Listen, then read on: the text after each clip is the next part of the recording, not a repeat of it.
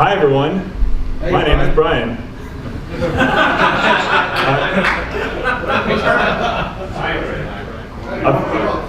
Is this your first time? A few years ago I quit my job. So I thought I'd give a quick update to my life in the past couple of years, because most of you probably last saw me at Bri Forum 2016, which is the last Bri Forum, and I was sporting this little beard, and then I eventually grew into this bigger beard. So that's pretty much most of my last 2 years. I bought this camper van, and I spent some time doing that kind of stuff, and so that was pretty fun.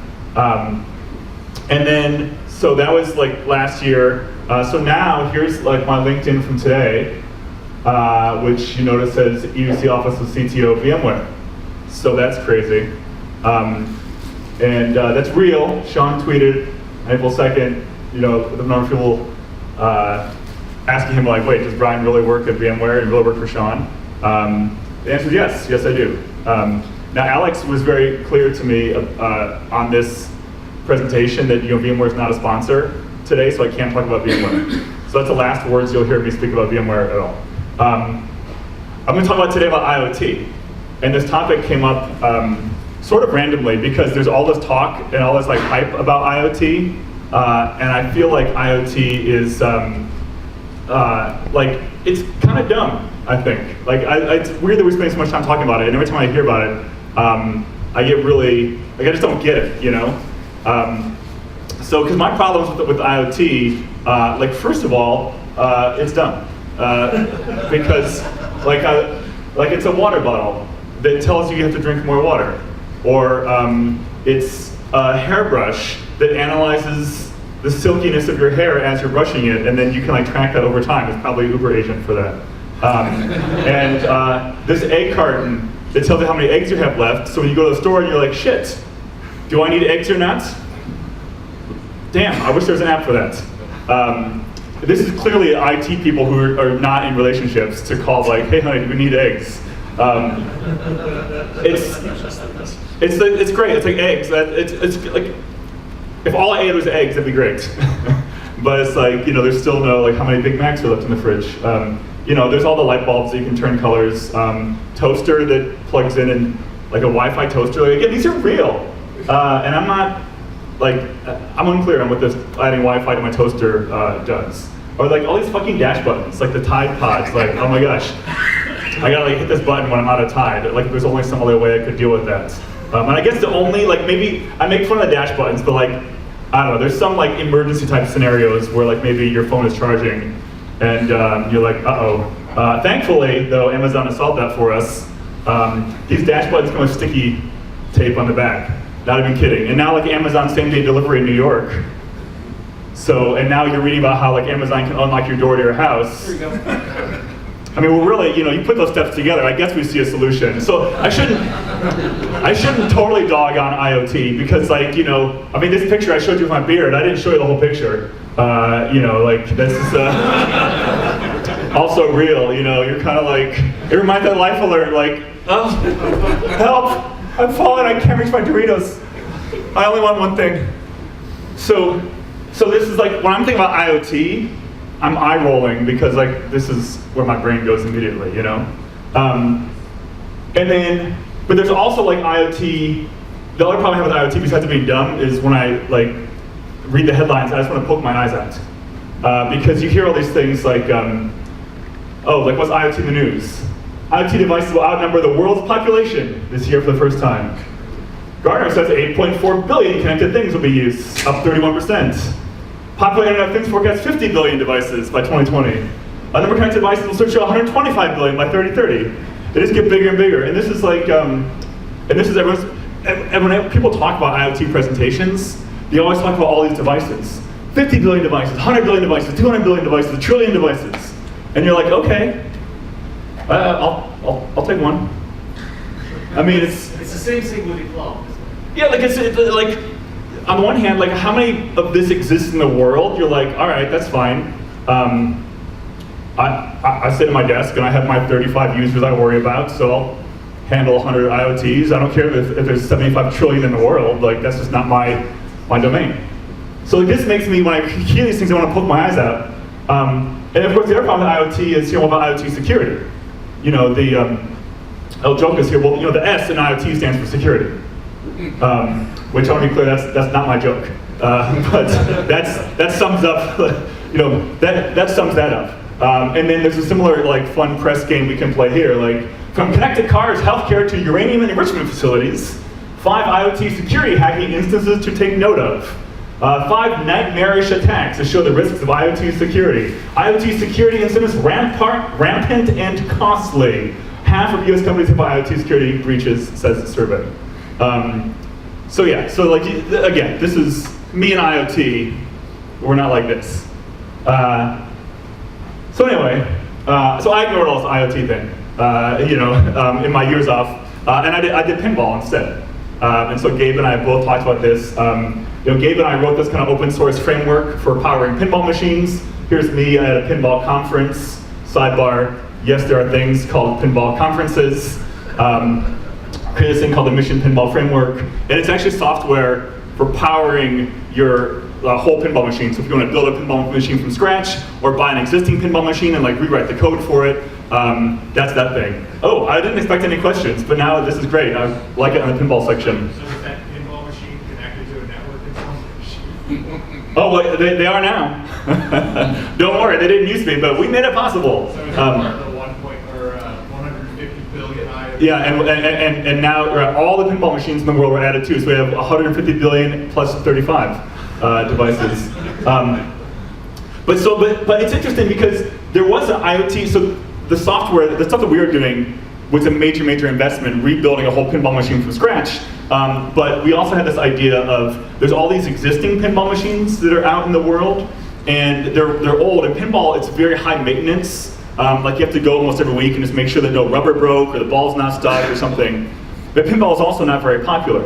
So a pinball machine at a bar might only make 20 bucks a week. If it's taking a little space in the corner and it's going to generate 20 bucks a week, that's fine. But if the tech can't visit it once a week, because if the machine is fine, they burned their $20 in profit just driving themselves there. Similarly, if the machine breaks 4 minutes after they leave, it's going to be broken for a week, and they're not going to know about it. So I was like, whoa, it'd be cool if there's a little device you could put inside that costs $5, and just plug it into the coin door interface, and just could track when you're getting quarters. And so I don't need to have all this advanced intelligence, and it doesn't need to plug into game electronics. Yeah, just know hey, if it's collecting money, it's working. I mean, the game can be broken, but from an operator standpoint, if it's collecting quarters, it's working. So Gabe and I actually put together a little kind of thing, and we just did it the open source on a little teensy board, and just a thing that plugs into the coin door, and costs $5, and you can just set up triggers every time you get a quarter, and then you can just basically see, is this machine collecting money today? Then I probably don't need to visit it. So that was cool, because I was like, oh, okay, so their IoT can be actually useful. Because as a pinball machine, if you have pinball machines in the world, that's one use case that is close to home. So I was like, oh, okay, so I guess I get it. I can see that this whole concept of an IoT actually could be useful for something. So I guess if it's useful for me, maybe there's other use cases for it for other people. So I'm kind of on board. Okay, so let's take all this silliness that I was talking about before and look at this through the lens of what we're doing with end user computing. And that's what I want to talk about today, really, is how IoT relates to end user computing, and is it going, and all this kind of stuff. So when you think about IoT for end user computing, you have to think about it from the perspective of an IT pro, which of course from our perspective, and then from the perspective of a user, their perspective. From our perspective, if you ask an IT pro about IoT, we're pretty much how do I manage all this shit? If you go to the users and ask them about IoT, they're like, oh my god, look at all these gadgets and toys. This is, I think of, every geek with their toy. You did a session, I think at Synergy or something, Joe, where you brought the suitcase full of toys. So from the user standpoint, they're like, oh my god, there's all these devices that we can hook up, and that's super awesome. So it's a very different perspective on us to manage versus the users to play with it. So let's start. I want to look at IoT and EUC from both standpoints. So let's start with us. So what's an IoT? I guess this is better if I stood on this side. So what's an IoT? Well, first of all, you hear all these little things about these tiny little, like look how tiny these things are. And when I started playing with even all these development boards, as I was building that little pinball interface, you see these things online, and they've got some kind of microcontroller, and they can run Arduino or some kind of like MicroPython or some kind of language. And these things are fucking tiny. I mean, like fingernail size, like the size of like an XD card. Like they're teeny, teeny, teeny little things. One of them even has the name Teensy. And so, like, look at the size of a quarter, the fingers. Like these are very, very, very, very small kinds of things. So when we're talking about the trillions of devices in the world that are going to be managed, the thing is, these things are so small and so not powerful. You're not managing these little things. Like there's nothing on them. These are more like a 3-tier architecture. So the example I can use is with these like colored light bulbs, where you have they're smart light bulbs, and they're not smart, but not too smart. But these are all your actual IoT devices. But you also have like a light bulb hub that they're all talking to, and they're usually talking to via some kind of proprietary protocol. Maybe it's their own or like an IoT type protocol. But then the hub is like the real thing that actually has an IP address and runs Wi-Fi and that kind of thing. And the hub is using, internet, and all of your like light bulb programming instructions are going down to the hub, but the hub is pushing onto the bulb. The hub is aggregating the data and that kind of stuff. So a lot of these, when you hear about IoT and all these like very, very small devices, just remember this, it's like a 3-tier architecture where there's some kind of aggregation point or hub sitting in between that device and the actual internet. And there's a whole bunch of things. These hubs, like Mozilla has an open source version, so they call it like the Things Gateway. And the idea is this is a Raspberry Pi based. It's software for Raspberry Pi, but it has an IP address and like real Wi-Fi and that kind of stuff. But then it can go to plug in to talk to all these little tiny devices that are too dumb to talk to the internet on their own. So this is like the one type of IoT. Is this 3-tier with these very dumb little devices. There's another type of IoT, which is, my clicker's out. There we go.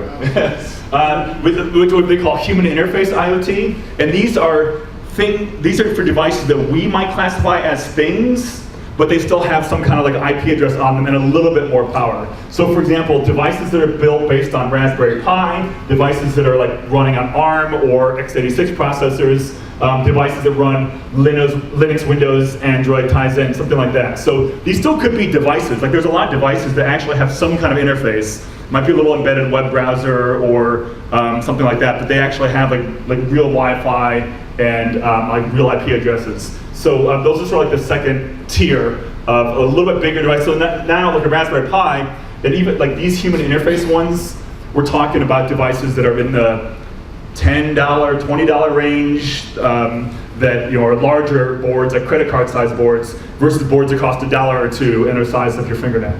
But those are the two types of IoT. So what's this mean for us as like IT pros? Well, we look at the two models, like the 3-tier with the very dumb devices or the human style ones. The management level, when we're managing these things, for these 3-tier, we're managing this hub.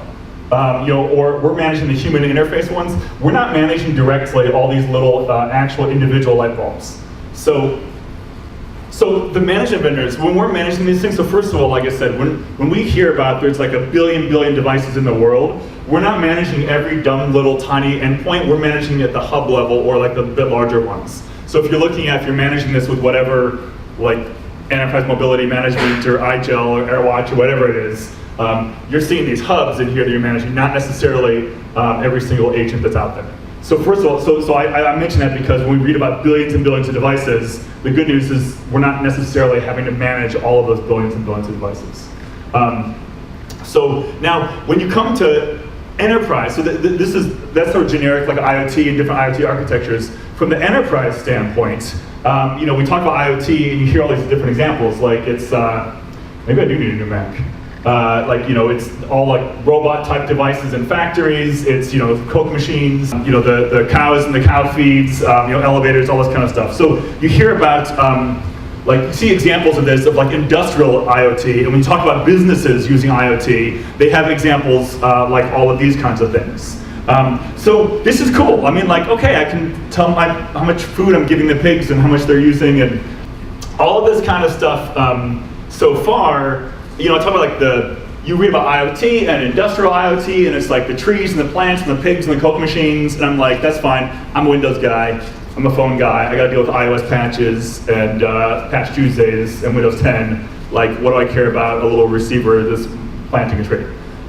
So that's why like IoT historically has not been useful to IT, because it's like a different department. Now, IoT is used by something called OT.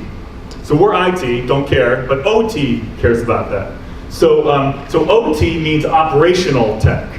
And operational tech, these are the industrial machines, scientific equipment, robot welders, oil and gas rigs, Coke machines, elevators, airplanes, thermostats, pig feeders, all the industrial machines are part of the business. And by the way, they have their own complex, infrastructure, security, etc. But the key is they're managed from a different group of people from IT. So whoever is in charge, if you're working for an agricultural company, whoever's in charge with like the water temperature, like tracking the temperature of the plants that are being grown or whatever, that's a different department from the people who are doing Windows updates for those laptops. So it's just a different group altogether within organizations. And some examples of this clicking is just not working. So OT and IT care about different things. So OT cares about the business, that's operational tech. IT cares about the infrastructure. So business focus versus infrastructure focus. And I can give some analogs, like the business cares about, are the trees healthy? IT cares about, is the device healthy? The business cares about, when will these bearings need to be replaced in this device? IT cares about, when will the batteries need to be replaced in this device? The business cares about, when will the machine need to be refilled, like in a Coke machine. IT cares about, when will the firmware need to be updated. So we both care about these devices, but you look at the way that IT is looking at it, we're asking the same questions that we've been asking for a long time. The business is looking at the business type things, so like the data that they're getting out of these devices. So that's kind of where we are today with OT and IT. Now, this is going to progress, of course. Eventually, the things that make up the thing, in the Internet of Things, the things that make up the things are going to get more complex, right? They're going to have more firmware, faster networks, more data, more things they're collecting, they're going to become more sophisticated. And that means that they're going to need more management.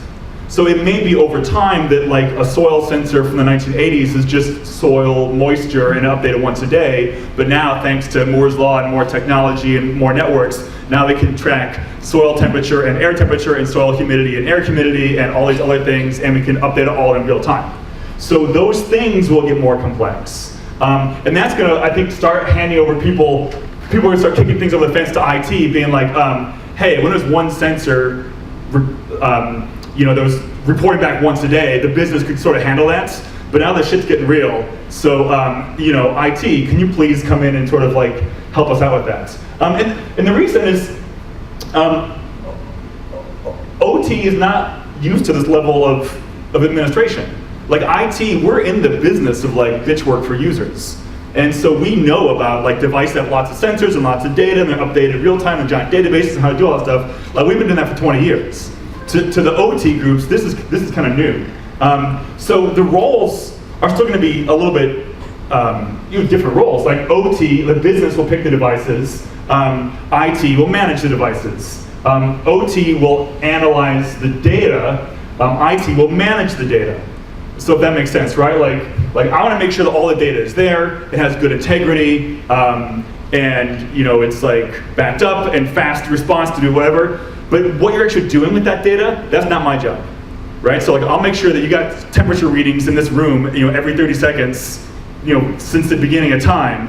But now, based on the analysis of those temperature readings, do we need to change out the HVAC system in here? Do we need to have auto blinds that go up and down? Do we need to, add sensors that calculate how many people are in the room and calculate average room temperature lift based on body counts? That's all like business kind of stuff. So there's a real separation about what the business is doing with these devices, information, and IT just managing it. Now, here's what's interesting. This is no different than how things work today. Like think back to what IT's been doing forever. my first job, like I was on Project Phoenix, which was when I was working for Telzon in 98, 99. That was our Y2K remediation project. It involved Oracle. I spent a lot of time configuring Oracle clients and like with TNS names.aura files. But I didn't know what they use Oracle for. I had no idea. But we made sure the Oracle database was running, we made sure the client app was talking to it, we made sure the configuration was working, we made sure there was logon secure. I don't know what the fuck they did with that application, but I made sure it was cared for and fed. And this is exactly the same thing with IoT today. So I'll make sure that it's back to the old adage, ping, power, and pipe. I'll make sure that device is online, it's green, the firmware is on, it's sending back data. I'll make sure the data is secured and can be accessed. But what you do with the data, that's more of an OT thing. And again, as IT gets more sophisticated, as the business gets more sophisticated, we're certainly going to see these start to converge. This, by the way, is called OT-IT convergence. And of course, this is not new. Actually, Gabe and Jack on brandbend.com has written about this multiple times before. Gardner has been talking about this for 7 years. And it's all the stuff, like the IT-OT convergence, it's big data, it's machine learning to look for patterns in this giant data lakes, and yada yada. It's all that kind of stuff that we've been hearing along kind of forever. So again, IT, we will manage the device. We will manage the data, again, making sure it's collected, it's cared for, it's backed up. But OT, the business, they're going to have to tell us as IT what they need and what we can look for. And the bottom line is IT is going to help make them look smart. Which again, this is no different than how it's been for all these years, since IT and the operation groups have been sort of separated. So the question is, does IT have the resources to do this? Again, it's no different. The cloud is fantastic in this case. A lot, as you know, and like look at all the previous conversations about even moving from Redshift into Splunk and all this kind of stuff. The tools to analyze big data and to have these big data sets that are collecting information and have a lot of users and can look for the parsing and sifting and all that stuff. There's lots of tools in the world today and in the cloud that do that. And so IT, this is just more stuff generating data that IT can support for the business. So where can we start from the IT standpoint? I look at first, let's just keep it simple.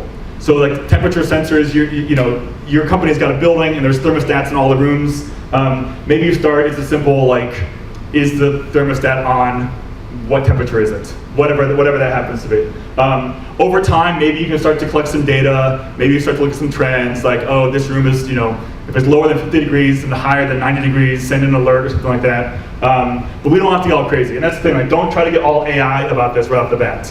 Because there's a happy medium in there. Because again, like that temperature example I gave, you really legitimately could, if you owned a building, have thermostats, thermometers like all throughout the building, collect all the data points all day long and look at how the temperature changes, correlate that to weather, look at whether it's a holiday or a weekday or a work day or events and how many people are inside each room, and then do some analysis about ROI on auto shades or like cooling towers or like solar. There's all these things you could do with that.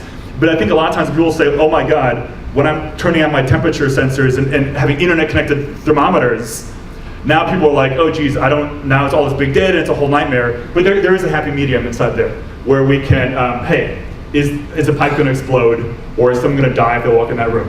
That kind of thing. So we can certainly start small. And again, this is all about separating the device from the data. So there's a lot of these devices that can generate reams and reams and reams of data. But as you know, just because it can generate all this data doesn't mean we actually need all this data. And so we can have a happy thermostat even if we don't care about why it's happy. So that's from IoT from the standpoint of IT professionals. Let's also look at the IoT from the standpoint of users. The business we're in is called end user computing. So the EU and EUC is the end user. And so EUC is really all about the end user, it's the human, how they interact with the computing. And that's why I talk about why I describe my career as EUC, not desktop virtualization or unified endpoint management or whatever. EUC is about the human being and the IT the business provides and how they intersect with each other. It's the IT to human bridge is EUC, to make that sound really stupid. So and look at how it evolved over the years, right? Like EUC was desktops on desks, and then it was laptops, and then it was mobile phones, and then it was tablets, and then it turned into like watches, and then going forward, we're talking about devices we can talk to, and people say like, you know, is the voice interface the next bridge? Is it the wearable glasses? Is it, you know, kind of whatever? But at the end of the day, it hasn't really changed. It's all about the apps.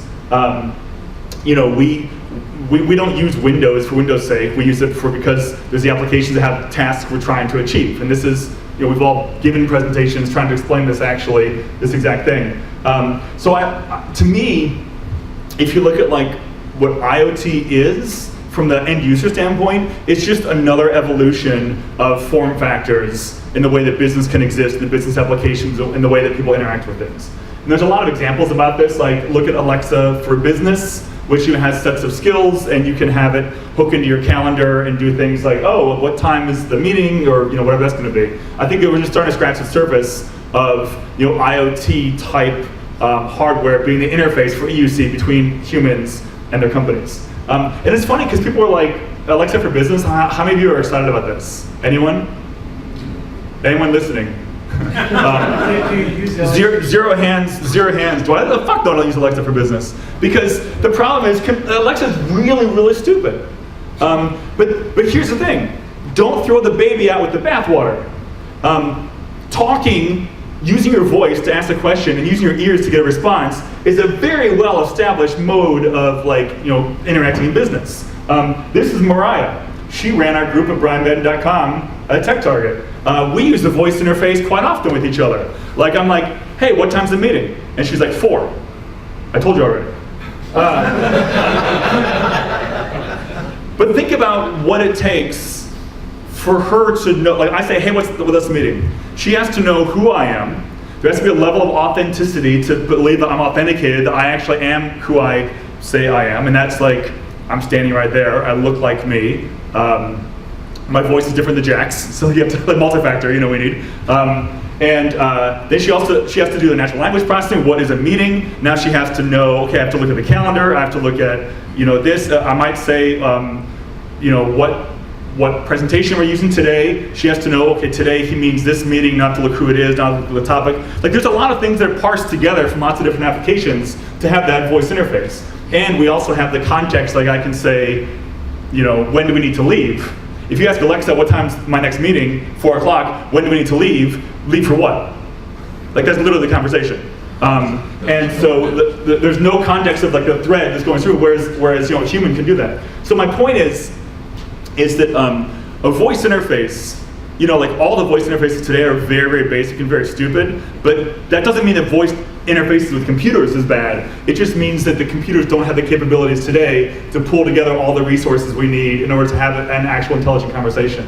And I do believe, by the way, it's not so much of a language processing problem anymore. It really is just having access to all the different applications that have all the, well, to answer this question, I need to know where you are, and I need Salesforce, and I need your Dropbox, and I need your Outlook calendar, and all that kind of stuff. Do you use any of the Alexa or Google or whatever, or Siri?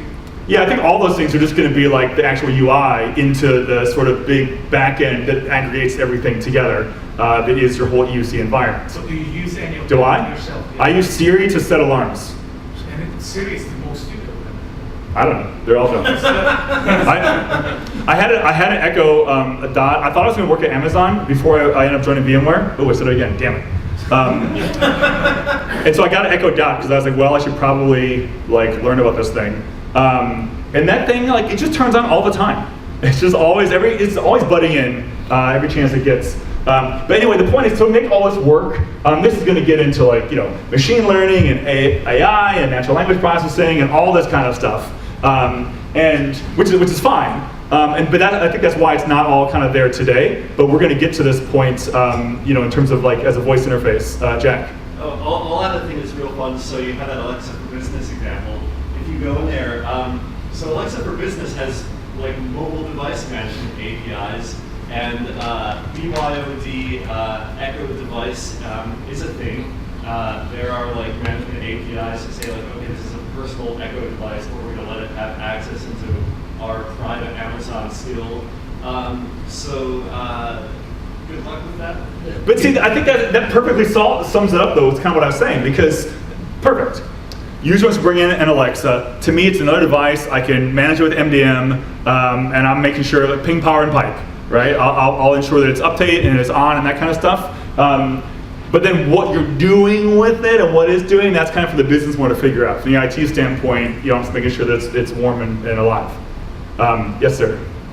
But in that example, I mean, wouldn't you want the ability to granularly control whether it can make purchases for the company, whether they can store personal records or whatever of their communications? Wouldn't that be an IT problem, really? Yeah, I mean, I could see the, where the actual line blurs is certainly there, and you can, there is a blurry line about where you cut off, what the business is doing versus what IT is doing, and obviously IT is trying to get more strategic, with every step. But it's kind of the same thing. It comes down to more of an integration issue, because I kind of look at it as even when you're talking about end user computing in general, and you're well, in the old days it was. We just kept Windows on, and now it's what applications are we using, and how is this app using this API to talk to that app, and these microservices and all that kind of stuff. And so, is that the business doing that? Is that end user computing support doing that? And there's sort of that whole balance. I think this is no different than that. Is I guess my point. Well, and I mean, if the Alexa ends up getting infiltrated or something, and that's the entry point into the network, then IT is held accountable. That's why all of us in the room, identity and access management and conditional access that's This next slide. Yeah, I mean, that's the thing that we all have. and how do you handle this? Because we authenticate each other, like I said, based on looking and based on the sound of your voice. So is it voice print identification? Kind of. Is it based on proximity? You have to be near this thing. Is it based on an audio pin? I met one customer who's using glasses. Google Glass is going nowhere, but in the industrial world, there's a lot of glasses that are being used for warehouse pick and pack and these things that's actually pretty common. And people have thousands of these devices under management. And they actually have pins where it's all the, what was that company that generated a dynamic keyboard with numbers and letters on it for web interface 15 years ago? Remember them? Safe Word or secure. Safe Word. It wasn't secure. It was the one where they had keyboards and you had a PIN code, but it had all the numbers. It was scrambled. Bottom line is if I got a PIN to log into the device, it shows in my glasses 1 through 10 digits, 1, 2, 3, 4, 9 through 0 with different fruits. But 1 is banana, 2 is orange, 3 is potato, but every time it does it, it's different. So your voice logging on by saying authenticate yourself. I'm banana, star fruits, SpongeBob, hubcap. And then the next time it's all completely different, but you can't actually see it from the outside. So it's all these kinds of goofball things that are happening as a way to when you have audio only to authenticate someone. And I don't want to go down too far the path of the voice interface, but my point is that this is what people are thinking about when they're looking at all these devices that are out there and have to have management security and all that kind of stuff. Comment up here. Yeah, question. Are you going to cover privacy issues? Because I mean, as respect to an American and a European, we may not necessarily see eye to eye on that. However, with the devices listening 24/7, in the office space is one thing, at home is another thing. To me, this is no different. I'm not covering that because this is just another device collecting data. Yeah. So the privacy issues exist. I don't think they're any different than how they exist for mobile devices, which could be collecting GPS location all the time, microphone all the time, all that sort of stuff. Nevertheless, as an IT entity, you could be held responsible for all the GDPR stuff. Yeah, as you could on mobile devices as well. So like I said, I don't think that changes the the issue. The other thing for IoT though is, remember that whole FUIT thing? Like the FUIT, the consumerization? Yeah. This is kind of back now. Hey, we solved mobile devices. That was exactly it, right? Like there's EMM software in the world, we can manage that, that's great, but now it's just the next level. So to the comments I made earlier, now a user brings in their own Alexa. Now the user, you bring it in and it's on all the time and recording, and look at those examples of Echo in the news, and it, you accidentally say the trigger word and it starts recording the conversation, then it hears you mention a friend and it emails the conversation to that, and that's because of FUIT, right? Now that was at home, but if you brought in your own, is that going to happen? And again, we're not just talking about voice interfaces. We're talking about watches and glasses and toasters and hairbrushes and all of these kinds of things. All the examples that Jack did back in the day, where it's like these like flashlight apps that are collecting your location and selling on the black market, like all this still exists now. Now it's in your dash button. And so it's like, oh, we got secure, we managed to lock down mobile applications, and that's not a major entry point for like malware into organizations, right? We know not to bring in USB sticks and plug them into unprotected ports. Now that's not an entry point into the organization. But now every fucking device in it has a battery and a wireless chip in it. And what's it? Do these have microphones? Do they have privacy? Do they have security? Do they, nothing like that. So it's now these things are coming in. Instead of like every user having one phone and one tablet and one laptop, now every user has like 15 things in their bag, potentially have batteries in their recording, and it's going who knows where. So this is like Fluid V2 back with a vengeance. Good luck with all of that. Steve. It's kind of a few it back because you used to reasonably be able to hold IT responsible when it was their stuff, or you can manage someone's mobile device. You can't reasonably hold IT responsible. It's kind of interesting shit. Yeah. If you bring an Alexa in or some stupid device, you can't say IT is. Yeah, it plugged it in. It's all wireless. And now, guess what? Everything's gonna be 5G now, and you can have, like I was talking, who's the guy last night with Joe? Joe, who's the guy who is working at OctoBlue, who's now at, no, but the guy that was there at the party last night. Mohib? Is that his name? Yeah. Mohib? Yeah. So his company has like SIMs with 4Gs, and they're like $1 a year. I mean, it's crazy. Like, so now every device can have, like, doesn't even need Wi-Fi access to be broadcasting, who knows what. So anyway, that's, so all this fluid stuff, back with a vengeance, and I'm out of time. So thank you.